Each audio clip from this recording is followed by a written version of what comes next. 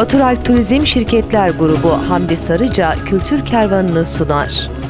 Merhaba sevgili izleyenlerimiz. Bizler bu hafta Kültür Kervanı ekibi olarak Muğla Seydi Kemer Seki Yaylası'ndayız efendim. Elimiz yettiğince, dilimiz el verdiğince evlerinize, gönüllerinize misafir olmaya geldik. Sizler de ekranlarınızın başına hoş geldiniz efendim. Buradan dünyaya mesaj vermek istiyoruz.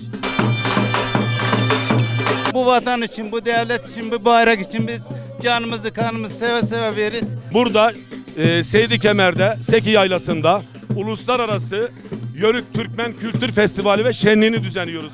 Yıllardır bir hayalimiz vardı. Yörük yürüsün. Türkiye yörük yürüsem yürüyemez dedik. Tabii bizim temel amacımız, diyoruz ki biz dilde, fikirde, işte birlik diyoruz.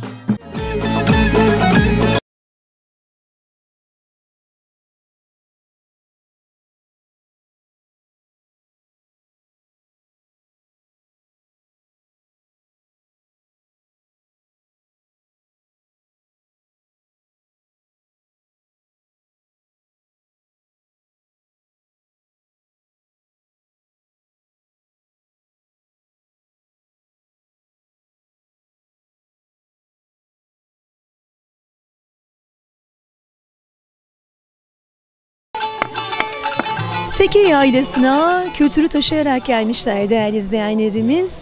Lastikleri, laylonları katıyoruz, hastalıklar çoğal. Yüzümden gülümsemeyi aldın da gittin. Bir beyin oğlu Zor Bey ele, Kicir oğlu Mustafa Bey. Bir beyin oğlu Zor Bey oğlu bütün ellerde. Bir atı var Alapaça, peh peh peh. Becel vermez kırat kaça, hey hey hey. Az kaldı ortamdan biçe, az kaldı ortamdan biçe. Biz de kadim kültürümüzü yaşamak için benim bir tane daha atım var.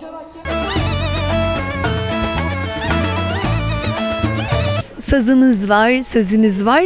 Sizlere de bir diyeceğimiz var. Başım alıp giden gurbet ellere.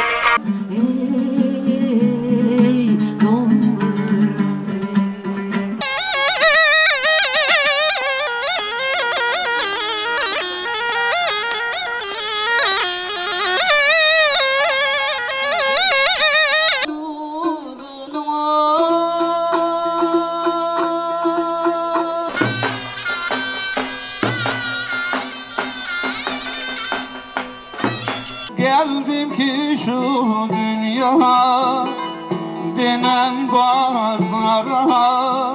Geldim ki şu dünya denen pazara. Bir ulu bezirgan handa misafir. Bir ulu bezirgan handa misafir. Hani mal sahibi, hani mülk sahibi, nerede kalmış sorun bunun ilk sahibi. Derim ki malda yalan, sorun mülkte yalan. İnanmazsan dostum biraz da sen oyalan.